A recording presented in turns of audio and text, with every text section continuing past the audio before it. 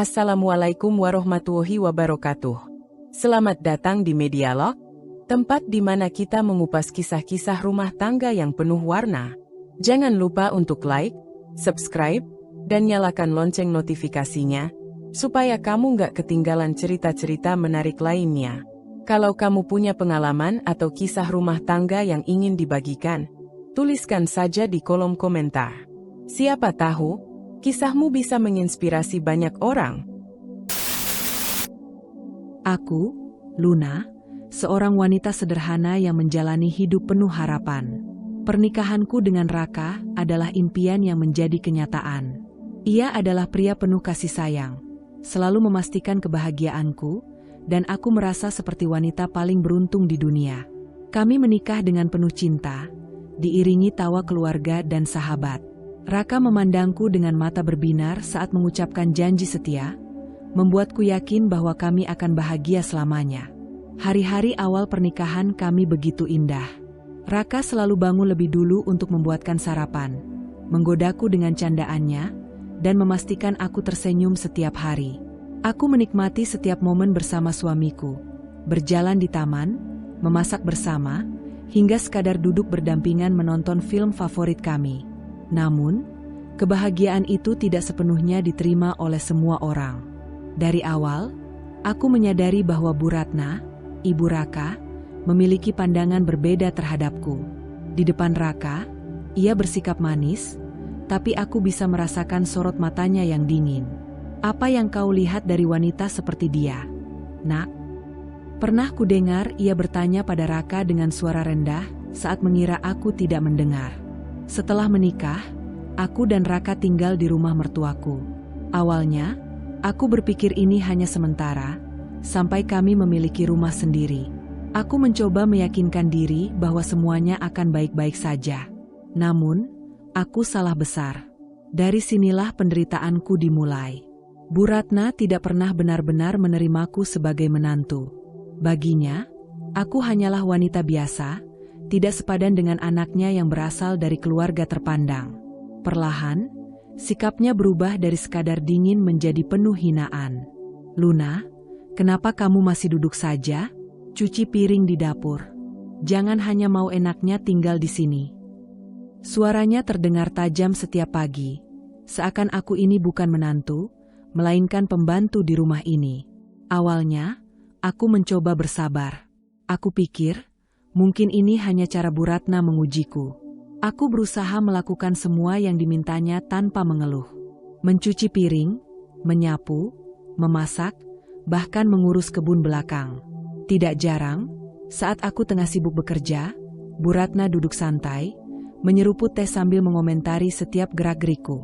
Coba lihat hasil pekerjaanmu. Ini masih kotor. Kamu itu perempuan atau apa? Katanya sinis, matanya penuh kebencian. Aku menggigit bibir, menahan air mata yang sudah menggenang. Aku ingin membela diri, ingin mengatakan bahwa aku sudah melakukan yang terbaik. Tapi, aku tahu percuma. Bu Ratna tidak pernah berniat melihat usahaku. Yang lebih menyakitkan, Raka mulai berubah. Suamiku yang dulu penuh kasih sayang kini seperti orang asing. Saat awal-awal, ia masih membelaku. Namun, semakin lama, ia justru lebih sering diam saat ibunya menghinaku. Luna, jangan terlalu dimasukkan ke hati. Mama memang begitu orangnya, kata Raka enteng suatu malam ketika aku mencoba mengeluh padanya. Hatiku mencelos. Apa itu saja yang bisa ia katakan? Aku ingin Raka berdiri di sisiku, membelaku seperti dulu. Tapi, ia malah memilih untuk tidak peduli. Malam-malamku kini dipenuhi isak tangis dalam senyap. Aku mulai merasa sendirian, terjebak dalam rumah yang seharusnya menjadi tempat berlindung, tetapi malah berubah menjadi neraka. Aku masih mengingat bagaimana Raka dulu, pria yang penuh kasih sayang, yang mengusap kepalaku setiap kali aku bersedih, yang selalu meyakinkanku bahwa dia akan selalu ada di sisiku.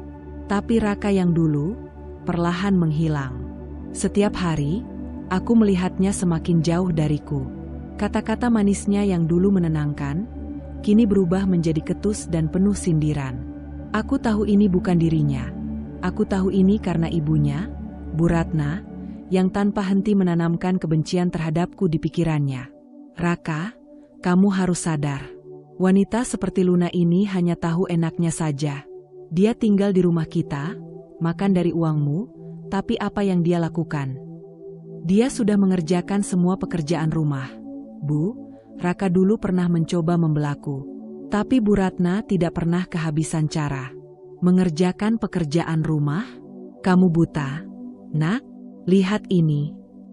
Dengan dramatis, ia menunjukkan lantai yang sedikit berdebu atau pakaian yang belum sempat kusetrika. Apa ini namanya kerjaan yang benar? Istri macam apa yang membiarkan suaminya hidup seperti ini? Awalnya, Raka masih menenangkan ibunya. Tapi lama-kelamaan, aku mulai merasakan perubahannya. Tatapannya tak lagi lembut. Nada bicaranya semakin dingin. Luna, kamu jangan malas-malas. Dong, Mama sudah tua. Masa kamu tega nyusahin dia? Katanya suatu malam saat aku baru saja selesai membersihkan dapur. Aku terdiam. Mataku menatapnya tak percaya. Aku yang malas? Aku yang menyusahkan? Raka, aku sudah melakukan semuanya. Kamu lihat sendiri, aku dari pagi nggak berhenti kerja. Suaraku bergetar menahan emosi. Tapi Raka hanya mendengus. Jangan banyak alasan, Luna. Mama bilang kamu banyak mengeluh. Ya, harusnya kamu sadar diri. Kita tinggal di rumah Mama, jadi kamu juga harus bisa jaga sikap. Dadaku langsung sesak. Aku ingin membalas kata-katanya, ingin berteriak bahwa aku bukan pembantu di rumah ini. Tapi aku tahu, percuma. Bu Ratna sudah berhasil meracuni pikirannya. Aku hanya bisa mengepalkan tangan di bawah meja, menahan amarah yang berkecamuk di dadaku. Raka yang dulu membelaku, kini justru menjadi orang pertama yang menyalahkanku. Aku sudah cukup menderita di rumah ini, tapi ternyata penderitaanku belum cukup bagi mereka. Bu Ratna, dengan segala kebenciannya, tidak puas hanya merendahkanku dalam keseharian. Ia ingin lebih dari itu, ia ingin menghancurkanku di depan semua orang, memastikan aku merasa tidak lebih dari sampah yang tidak pantas berada di keluarga ini.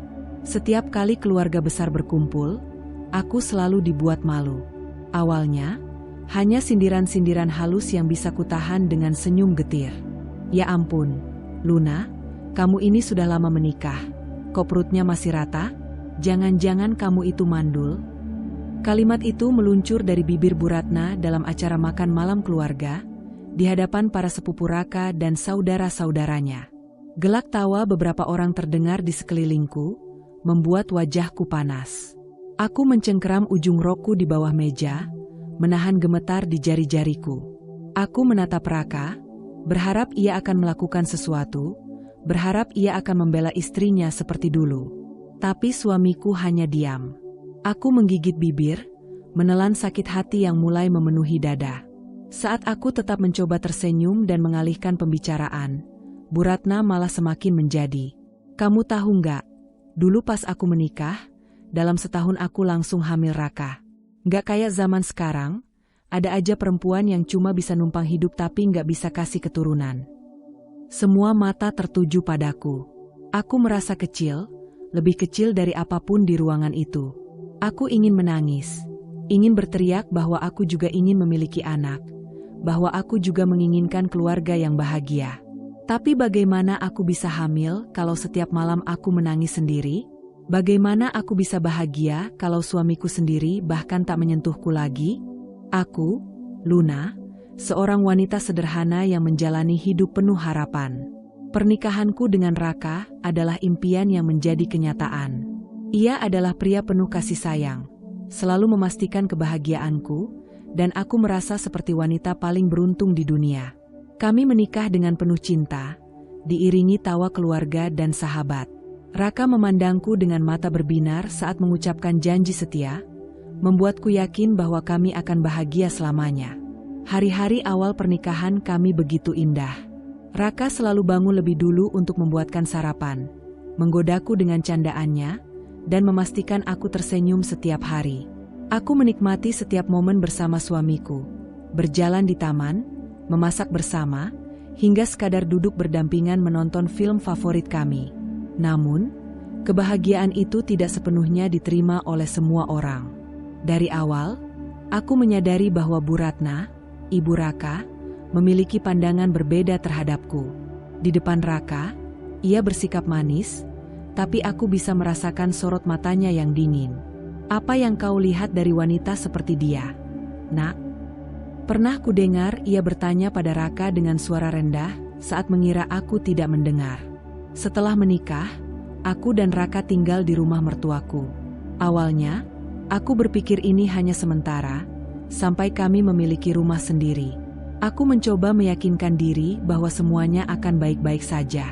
Namun, aku salah besar. Dari sinilah penderitaanku dimulai. Bu Ratna tidak pernah benar-benar menerimaku sebagai menantu. Baginya, aku hanyalah wanita biasa, tidak sepadan dengan anaknya yang berasal dari keluarga terpandang. Perlahan, sikapnya berubah dari sekadar dingin menjadi penuh hinaan. "Luna, kenapa kamu masih duduk saja? Cuci piring di dapur. Jangan hanya mau enaknya tinggal di sini." Suaranya terdengar tajam setiap pagi, seakan aku ini bukan menantu, melainkan pembantu di rumah ini. Awalnya, aku mencoba bersabar. Aku pikir, mungkin ini hanya cara Bu Ratna mengujiku. Aku berusaha melakukan semua yang dimintanya tanpa mengeluh. Mencuci piring, menyapu, memasak, bahkan mengurus kebun belakang. Tidak jarang, saat aku tengah sibuk bekerja, Bu Ratna duduk santai, menyeruput teh sambil mengomentari setiap gerak-gerikku. "Coba lihat hasil pekerjaanmu. Ini masih kotor. Kamu itu perempuan atau apa?" katanya sinis, matanya penuh kebencian. Aku menggigit bibir, menahan air mata yang sudah menggenang. Aku ingin membela diri, ingin mengatakan bahwa aku sudah melakukan yang terbaik. Tapi, aku tahu percuma. Bu Ratna tidak pernah berniat melihat usahaku. Yang lebih menyakitkan, Raka mulai berubah. Suamiku yang dulu penuh kasih sayang kini seperti orang asing.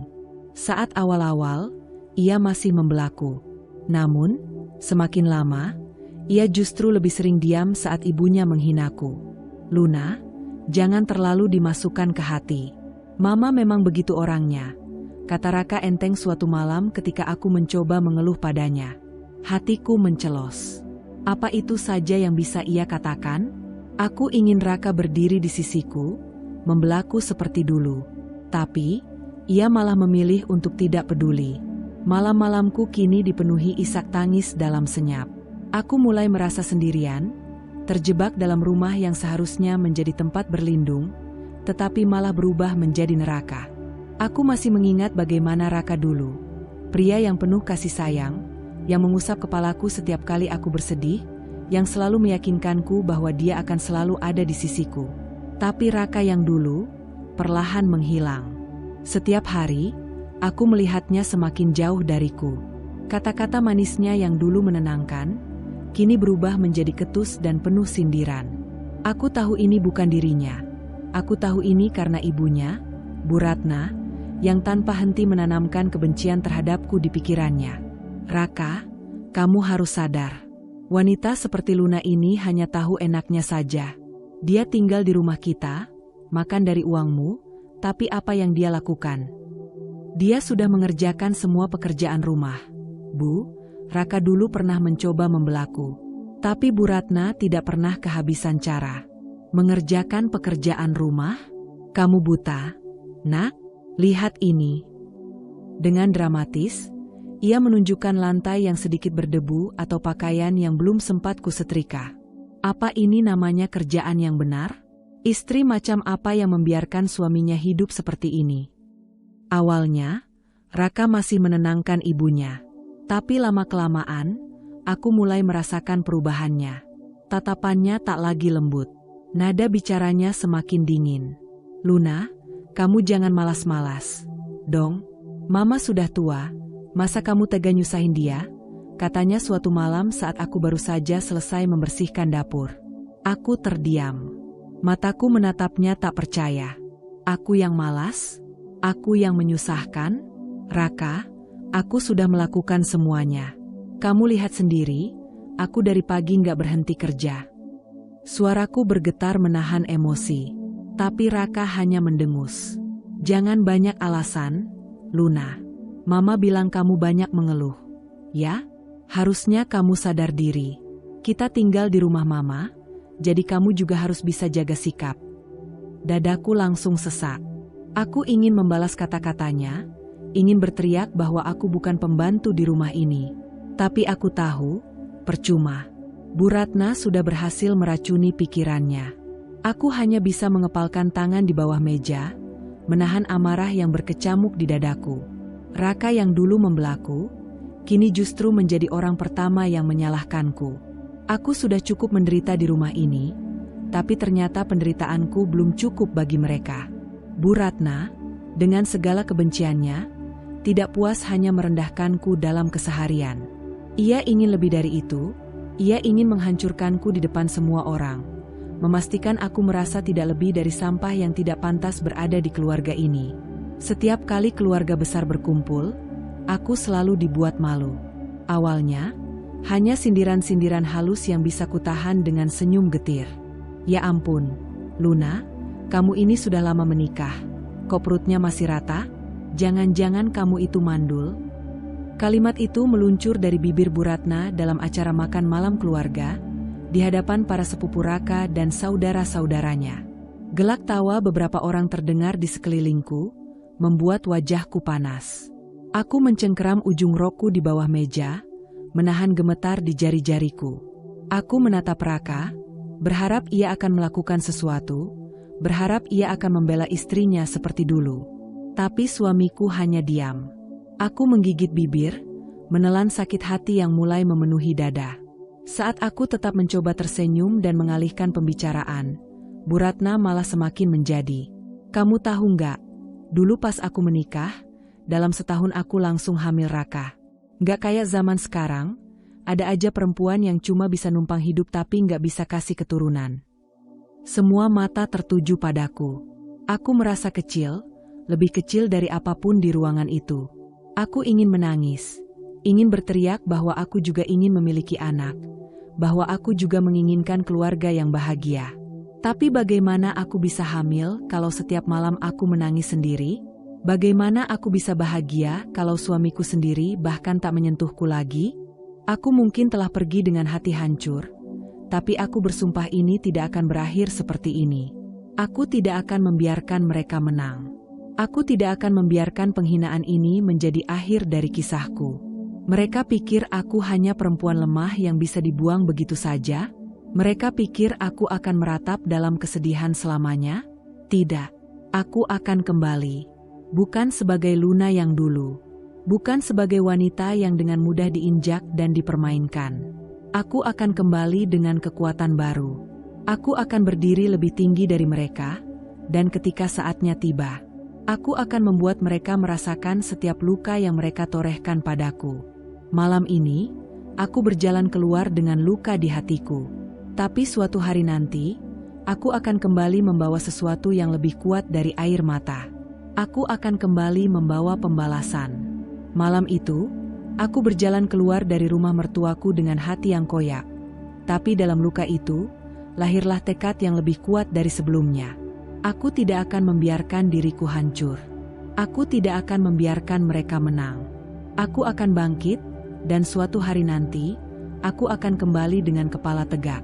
Hari-hari pertamaku setelah pergi dari rumah itu adalah neraka yang berbeda. Aku tak memiliki tempat tinggal, tak punya harta benda selain pakaian yang melekat di tubuhku, dan bahkan tak tahu harus kemana. Tapi aku menolak untuk menyerah. Aku bekerja apa saja. Mencuci piring di restoran kecil, menjadi pelayan di kafe, bahkan bekerja di toko kelontong dengan bayaran seadanya. Setiap lembar uang yang kudapat, kusembunyikan dalam hati-hati, menggunakannya hanya untuk kebutuhan pokok. Aku tahu, ini hanya awal dari perjalanan panjangku.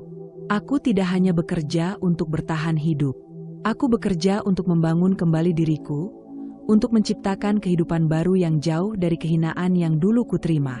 Aku mulai belajar dari nol, membaca buku bisnis, mengikuti seminar gratis, dan mengamati bagaimana dunia ini bekerja. Aku mengorbankan tidurku, membiarkan tubuhku lelah, tapi tidak pernah membiarkan tekadku pudar. Lalu kesempatan itu datang. Dengan uang tabungan yang kukumpulkan selama bertahun-tahun, aku mulai membangun bisnis kecil. Aku memulainya dari nol, mengerjakannya sendiri tanpa bantuan siapapun. Setiap kegagalan menjadi pelajaran. Setiap rintangan kujadikan batu pijakan untuk melangkah lebih tinggi. Aku jatuh berkali-kali, tapi aku selalu bangkit. Aku tidak bisa membiarkan diriku gagal. Aku tidak bisa kembali menjadi wanita lemah yang dulu mereka injak-injak. Bisnisku berkembang, sedikit demi sedikit. Apa yang dulu hanya mimpi kini mulai menjadi kenyataan. Aku belajar bagaimana membangun jaringan, bagaimana menarik pelanggan, bagaimana bertahan dalam dunia bisnis yang keras. Aku tidak lagi Luna yang dulu. Aku adalah seseorang yang lebih tangguh, lebih kuat, dan lebih siap menghadapi dunia. Bertahun-tahun berlalu. Kini aku bukan lagi wanita yang ditendang keluar dengan hinaan. Aku bukan lagi istri yang ditinggalkan tanpa perlawanan. Aku adalah seorang pengusaha sukses, pemilik bisnis yang berkembang pesat. Aku memiliki kekayaan yang bahkan lebih besar dari yang pernah dimiliki keluarga Raka. Aku memiliki rumah megah, kehidupan yang nyaman, dan yang paling penting, aku memiliki harga diriku kembali. Aku tidak hanya bangkit. Aku telah melampaui mereka yang pernah meremehkanku. Dan kini, saat semuanya telah stabil, saat aku berdiri di puncak kehidupanku, aku tahu waktunya telah tiba. Dunia berputar. Seperti roda yang tak pernah diam, ia mengangkat seseorang ke puncak hanya untuk menjatuhkannya kembali ke tanah. Dan kini, roda itu berputar untuk keluarga Raka. Dulu, mereka adalah keluarga yang sombong. Duduk di atas singgasana yang mereka pikir tak akan tergoyahkan. Hidup dalam kenyamanan, dikelilingi kemewahan, dan memperlakukan orang lain sesuka hati. Namun mereka lupa satu hal, tidak ada yang abadi di dunia ini, termasuk kejayaan yang mereka nikmati dengan pongah. Semua bermula dari Bu Ratna. Wanita yang dulu berdiri tegak dengan kepala mendongak kini jatuh ke dalam jurang yang ia gali sendiri. Kebiasaannya yang haus akan status sosial, membuatnya terus mencari cara agar tetap terlihat berkelas, meski keuangan keluarga perlahan mulai merosot. Ia berhutang ke sana-sini, mengambil pinjaman dengan bunga mencekik hanya demi mempertahankan ilusi kejayaan. Bagi Bu Ratna, penampilan adalah segalanya. Ia tidak bisa menerima kenyataan bahwa di balik baju-baju mahal dan perhiasan yang ia pamerkan, kehidupannya mulai runtuh sedikit demi sedikit.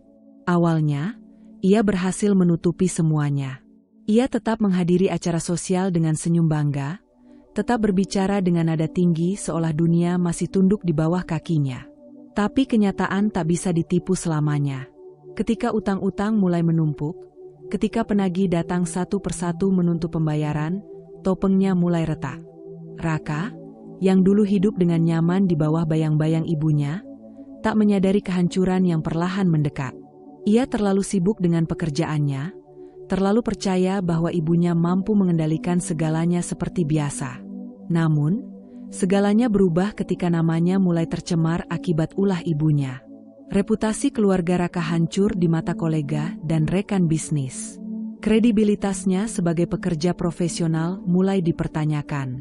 Bisik-bisik tentang hutang Bu Ratna menyebar cepat, membuatnya kehilangan kepercayaan dari atasan dan rekan-rekannya.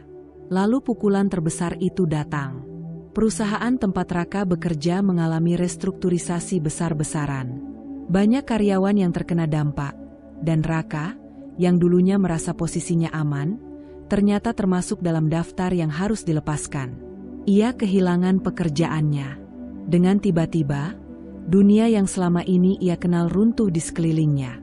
Tanpa penghasilan tetap, tanpa tabungan yang cukup karena selama ini terlalu banyak uang dihabiskan untuk gaya hidup mereka, Raka dan Bu Ratna mendapati diri mereka berada di titik terendah.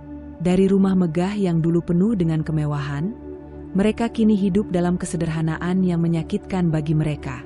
Barang-barang mulai dijual satu persatu. Perhiasan yang dulu menjadi kebanggaan Bu Ratna kini berpindah tangan demi sekadar membayar cicilan. Mobil yang dulu mereka gunakan dengan angkuh kini tak lagi ada di garasi. Semua yang mereka anggap tak tergantikan, semua yang mereka banggakan sebagai simbol status mereka, kini lenyap satu persatu.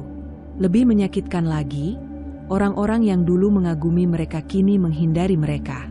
Kolega yang dulu memuja Raka kini tidak ingin dikaitkan dengannya. Teman-teman sosialita Bu Ratna berpaling, meninggalkan wanita itu dalam kehancurannya sendiri.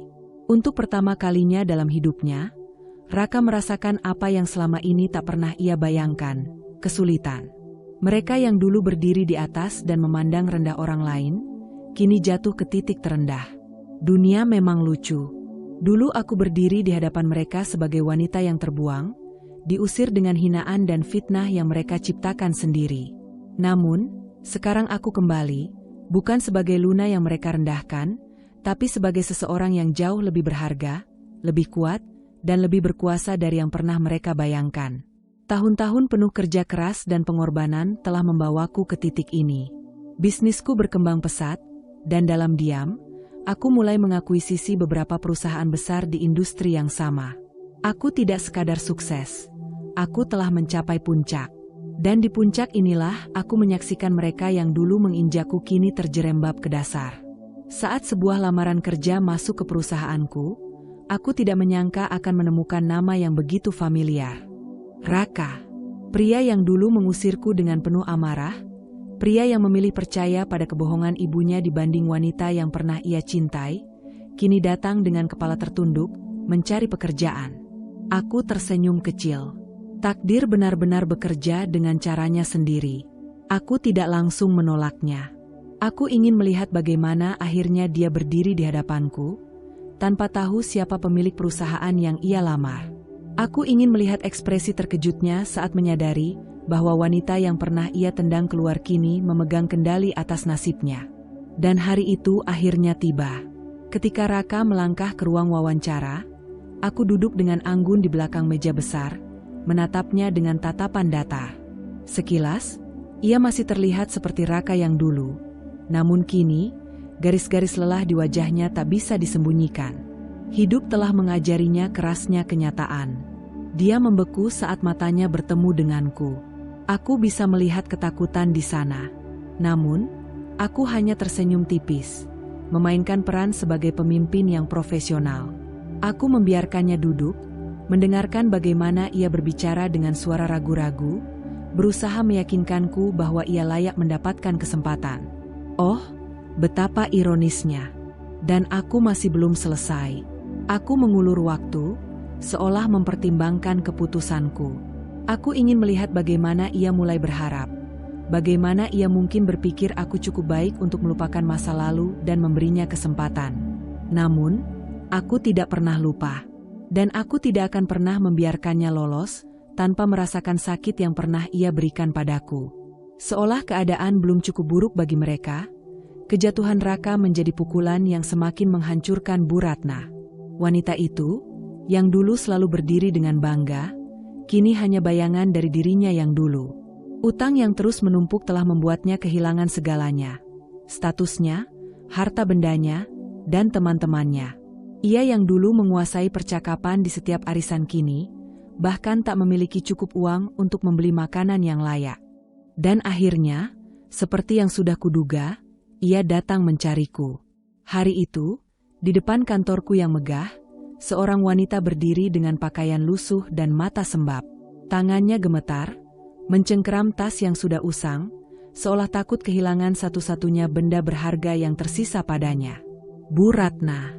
Untuk pertama kalinya dalam hidupku, aku melihatnya dalam keadaan paling rendah. Wanita yang dulu memandangku dengan hinaan, yang dulu tertawa puas saat aku diusir, kini berdiri di hadapanku dengan air mata berlinang. Ia memohon, suaranya bergetar, meminta belas kasihan yang dulu tidak pernah ia berikan padaku.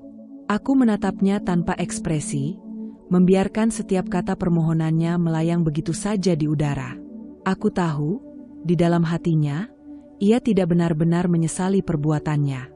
Yang ia sesali hanyalah kenyataan bahwa ia telah jatuh, bahwa hidup tidak lagi memihaknya. Aku bisa saja membalasnya dengan hinaan yang lebih kejam. Aku bisa saja mengusirnya begitu saja, seperti yang mereka lakukan padaku dulu. Tapi aku memilih cara yang lebih halus. Aku berpura-pura baik. Aku mendengarkan permohonannya, seolah aku memiliki simpati.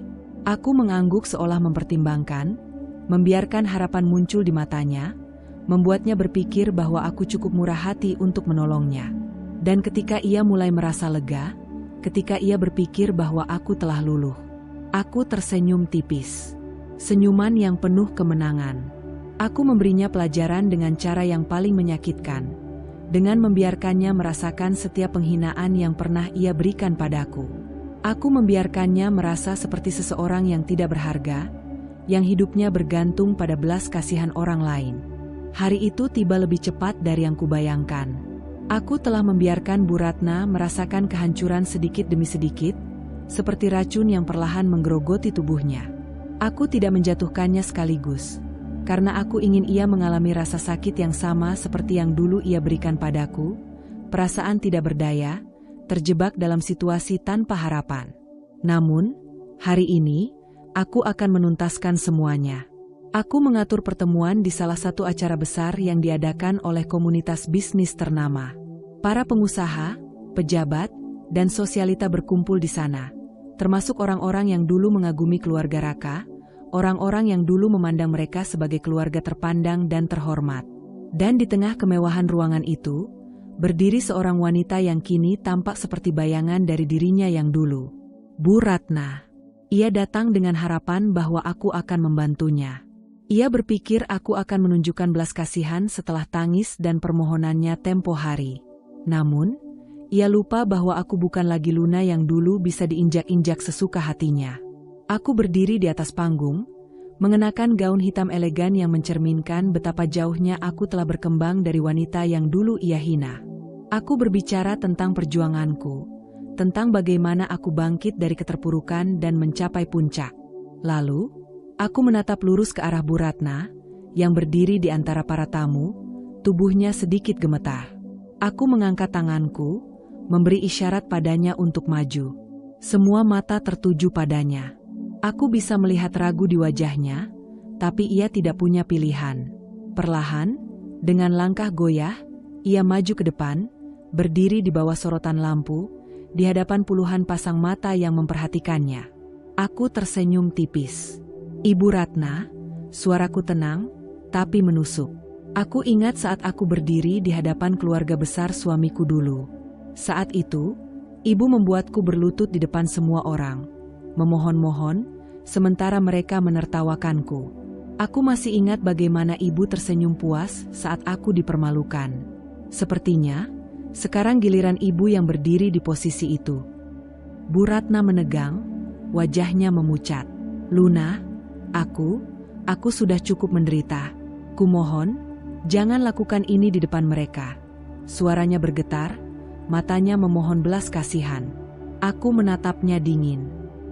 Jangan lakukan ini. Aku mengulangi kata-katanya dengan nada mengejek. Lalu bagaimana dengan aku dulu? Saat aku menangis dan memohon agar tidak dipermalukan, apakah ibu berhenti? Suasana di ruangan itu menjadi hening. Para tamu mulai berbisik-bisik, menyadari ada sesuatu yang lebih besar sedang terjadi di hadapan mereka. Bu Ratna menundukkan kepalanya, gengsinya masih tersisa, tapi ketakutan jelas tergambar di wajahnya. Aku melangkah mendekat, menurunkan suaraku hingga hanya ia yang bisa mendengar. Lakukan, atau ibu tahu sendiri akibatnya, bisikku. Tangannya gemetar, napasnya tersengal. Aku bisa melihat pertarungan batin dalam dirinya, antara menelan harga dirinya atau tetap teguh dan kehilangan segalanya. Akhirnya, dengan wajah penuh kepasrahan, ia perlahan-lahan menekuk lututnya. Aku melihat matanya berkaca-kaca, menahan air mata yang ingin jatuh. Tangannya bersatu di depan dada, seperti seseorang yang meminta ampunan. Luna, kumohon, maafkan aku. Suaranya hampir tak terdengar, tapi cukup jelas untuk membuat ruangan itu terdiam. Detik itu, aku merasakan kemenangan. Aku melihat wajah-wajah yang dulu memuja Bu Ratna kini menatapnya dengan hina. Aku melihat bagaimana orang-orang yang dulu membanggakannya kini menjauh darinya, tak ingin dikaitkan dengan kehancurannya. Aku telah mendapatkan keadilan. Aku menarik napas dalam-dalam, menatapnya untuk terakhir kali sebelum berbalik, meninggalkannya di sana, berlutut di tengah ruangan, dikelilingi tatapan penuh ejekan dari orang-orang yang dulu ia banggakan. Aku tidak perlu mengatakan apa-apa lagi. Hari ini, aku telah mengembalikan semua penghinaan yang pernah ia berikan padaku. Ruangan itu masih dipenuhi keheningan. Sinar lampu kristal di langit-langit memantulkan bayangan tubuh Bu Ratna yang masih berlutut di lantai, dengan napas tersengal dan wajah penuh ketakutan. Raka berdiri tak jauh darinya, wajahnya tegang, matanya dipenuhi kebingungan dan keterkejutan yang tak bisa disembunyikan. Aku berdiri di depan mereka, menjulang seperti bayangan dari masa lalu yang kembali untuk menuntaskan semuanya. Aku telah menunggu momen ini, dan kini, aku akan menutup bab terakhir dari kisah menyakitkan yang mereka ciptakan untukku. Aku akan memberikan kalian pilihan. Suaraku tenang, tapi dingin seperti es yang menusuk kulit. Hidup dalam kehancuran yang kalian ciptakan sendiri, atau pergi jauh, dan jangan pernah muncul di hadapanku lagi. Aku melihat bagaimana tubuh Bu Ratna menegang. Ia menatapku dengan ekspresi tidak percaya, seolah tak mampu menerima kenyataan bahwa kendali sepenuhnya telah berpindah ke tanganku. Selama ini, ia selalu menjadi sosok yang menentukan nasib orang lain. Dan kini, ia yang harus menerima keputusan yang tidak bisa ia lawan. Raka mengepalkan tangannya, rahangnya mengeras. Aku bisa melihat tatapan itu, tatapan seorang pria yang dulunya berkuasa, kini tak lebih dari seseorang yang tersingkir dari dunia yang ia kira aman selamanya. Luna, jangan lakukan ini. Suara Bu Ratna lirih, hampir tak terdengar. Ia ingin menolak, ingin mengembalikan kendali ke tangannya seperti dulu. Tapi tidak kali ini, aku menyilangkan tangan, menatapnya tajam. Aku tidak punya waktu untuk belas kasihan, Bu Ratna. Kalian tidak punya apa-apa lagi. Dunia yang dulu kalian kenal sudah runtuh. Dan aku yang berdiri di atas puing-puingnya. Darah di wajahnya seakan surut. Matanya bergerak liar, mencari cara untuk melawan, tapi tidak ada yang bisa ia lakukan. Ia tahu, ini adalah akhir baginya. Aku menoleh ke arah Raka, ingin melihat reaksinya. Ia masih diam, menatapku dengan ekspresi sulit diartikan. Mungkin ada penyesalan di sana, mungkin ada amarah, atau mungkin hanya kehancuran yang akhirnya ia sadari tidak bisa diperbaiki lagi. Pilihannya sederhana, lanjutku, suaraku lebih tajam. Hancur, atau menghilang. Aku bisa melihat bagaimana Bu Ratna mulai panik, ingin berbicara, ingin bernegosiasi, tapi aku sudah selesai dengannya. Aku tidak akan memberinya kesempatan untuk membalikan keadaan seperti yang biasa ia lakukan. Aku menarik napas dalam-dalam, lalu berbalik, mulai berjalan pergi. Aku tidak menunggu jawaban mereka. Aku tidak peduli dengan apa yang akan mereka pilih. Yang aku tahu adalah, aku telah menang. Setiap langkah yang kuambil terasa ringan, seakan seluruh beban yang selama ini kupikul telah sirna.